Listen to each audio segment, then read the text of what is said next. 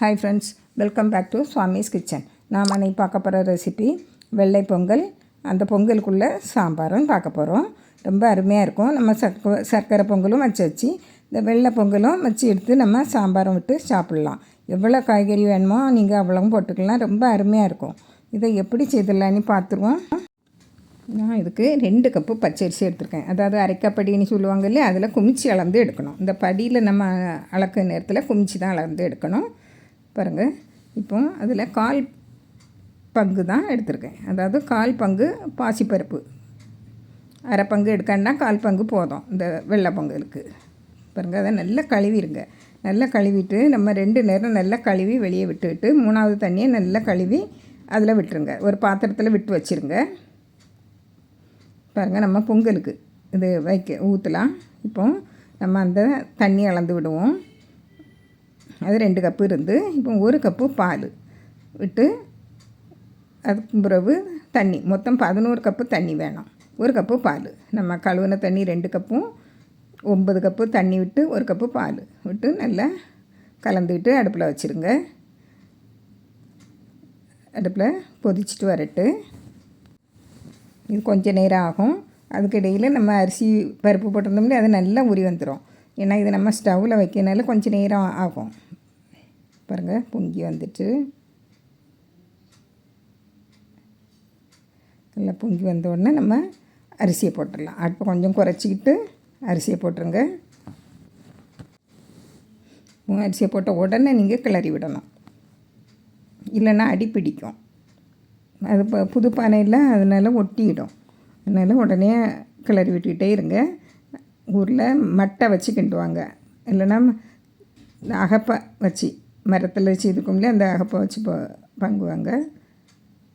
பாருங்கள், எதுவும் பொங்கிட்டு இனிமேல் நம்ம நல்லா கிளறி விட்டுட்டு இடையிடையே கிளறி விட்டுக்கிடணும். விட்டுட்டு அடுத்ததில் மீடியம் ஃப்ளேமில் போட்டு வச்சுருங்க. இப்போ நம்ம சாம்பாருக்குள்ளதை பார்த்துருவோம். அரை கப்பு, அதாவது அளவு கப்பில் அரை கப்பு எடுத்துருக்கேன் பருப்பு. அதை நல்லா கழுவி எடுத்துருங்க. எடுத்துக்கிட்டு ஒரு 2.5 கப்பு தண்ணி விட்டு 2 பச்சை மிளகாய், ஒரு பெரிய தக்காளி, சின்ன தக்காளினா 2 போடுங்க, 8 பல் பூண்டு, பெருங்காயத்தூள் எல்லாம் போட்டு நல்லா கலந்துக்கிட்டு மூடி வச்சு ஒரு 3 விசில் போட்டு இறக்கி வச்சுருங்க. இப்போ இதுக்கு ஒரு மசாலா வறுத்துருவோம். நம்ம எந்த ரெடிமேட் மசாலாவும் எந்த வீட்டில் அரைச்ச குழம்பு பொடியும் ஒன்றுமே போட வேண்டாம். நம்ம அந்த நேரமே அரைச்சணும். அப்படின்னா தான் ரொம்ப நல்லாயிருக்கும். 3 டேபிள் ஸ்பூன் மல்லி எடுத்திருக்கேன், மல்லி விதை. அதை லேசாக வறுத்த உடனே நம்ம காஞ்ச மிளகா 5 பெரிய காஞ்ச மிளகா எடுத்திருக்கேன். சின்னதாக இருந்தால் ஒரு 7-8 எடுத்துடுங்க. இதுக்கு காரம் அதிகமாக இருந்தால் தான் நல்லாயிருக்கும் இந்த சாம்பாருக்கு பொங்கலுக்கு.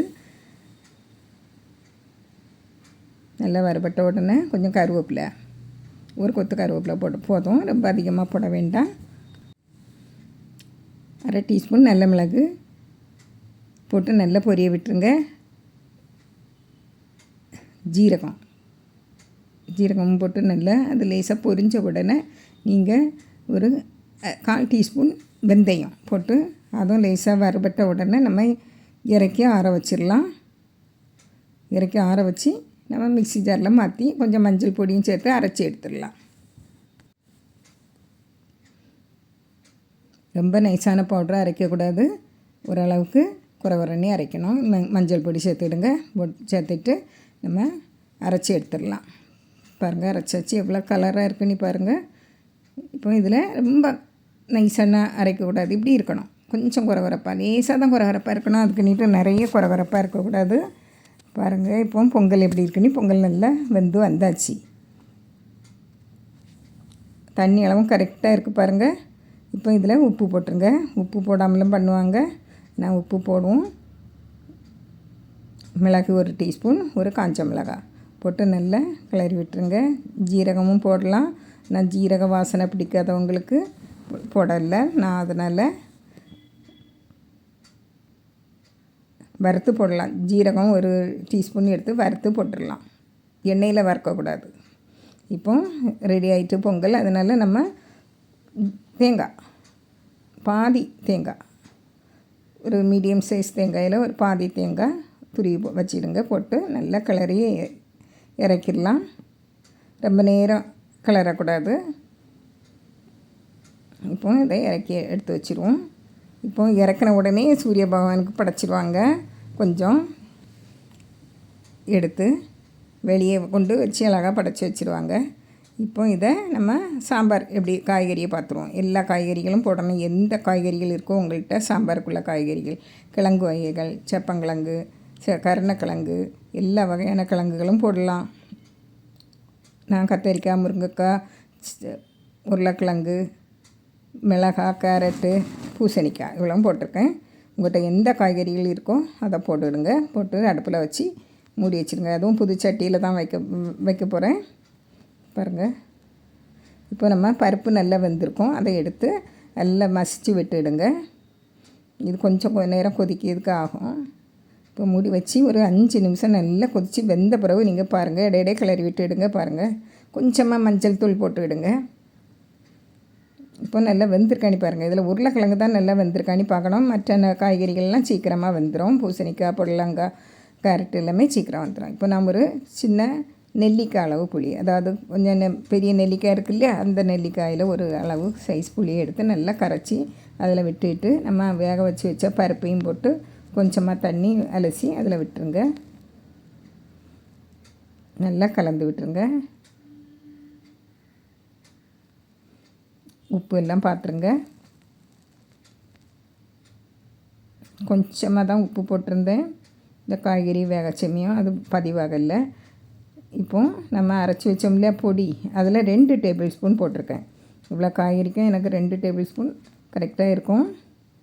இல்லை அப்படின்னா கூட கொஞ்சம் போடணும் அப்படின்னா நீங்கள் பார்த்து போட்டுவிடுங்க. பாருங்கள், நல்லா கொதித்து நல்ல வாசனையாக இருக்குது. அப்போ உப்பு காணாது, அதனால் கொஞ்சம் உப்பு போட்டுருவேன். 1 டீஸ்பூன் கல் உப்பு போடுங்க, அப்படின்னா தான் நல்லாயிருக்கும். பாருங்கள், நல்லா கலந்து விட்டுகிட்டே இருங்க. ஏன்னா உப்பு எல்லாம் பார்த்துட்டு இப்போ நம்ம ஒரு 3 டேபிள் ஸ்பூன் தேங்காய், ரொம்ப அதிகமாக வேண்டாம், கொஞ்சம் மஞ்சள் பொடியும் போட்டு நல்லா குறவரன்னு அரைச்சி எடுத்துருங்க. அரைச்சி எடுத்து அதில் போட்டுருங்க. தேங்காய் போடாமலும் வைக்கலாம்.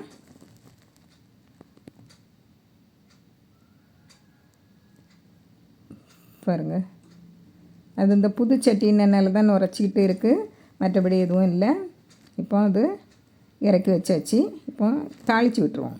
அடுப்பில் கடாயை வச்சு காஞ்சதும் எண்ணெய் விடுங்க. எண்ணெய் காஞ்சதும் கடுகு, உளுந்தம்பருப்பு, ஒரு காஞ்ச மிளகாய், கொஞ்சமாக வெந்தயம், கருவேப்பிலை, கொஞ்சம் பெருங்காயத்தூள்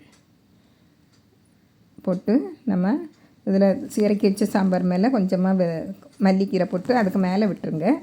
விட்டு கிளறி விடுங்க. பொங்கல் சாம்பாரும் ரெடி ஆயிடுச்சு. நம்ம கம்மனி வாசனையாக இருக்குது. பொங்கலும் நல்லா இறுக்கி வந்துட்டு பாருங்கள். இப்போ நம்ம எடுத்து இலையில் வச்சிடலாம்.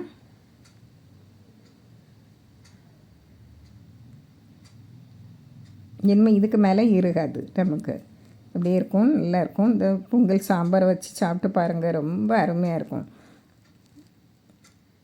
நான் வச்சுருக்க சாம்பாரே ஒரு 3 பேருக்கு சாப்பிட்றலாம், அவ்வளவு டேஸ்ட்டாக. அந்த பொங்கலுக்கு ரொம்ப டேஸ்ட்டாக இருக்கும், ரொம்ப அருமையாக இருக்கும் இந்த பொங்கலுக்கு. பாருங்கள், இதே மாதிரி நீங்களும் இந்த பொங்கலுக்கு செய்து பாருங்கள். பிடிச்சிருந்தால் லைக் பண்ணுங்கள், ஷேர் பண்ணுங்கள், கமெண்ட்ஸ் பண்ணுங்கள், மறக்காமல் சப்ஸ்கிரைப் பண்ணுங்கள். தேங்க்யூ.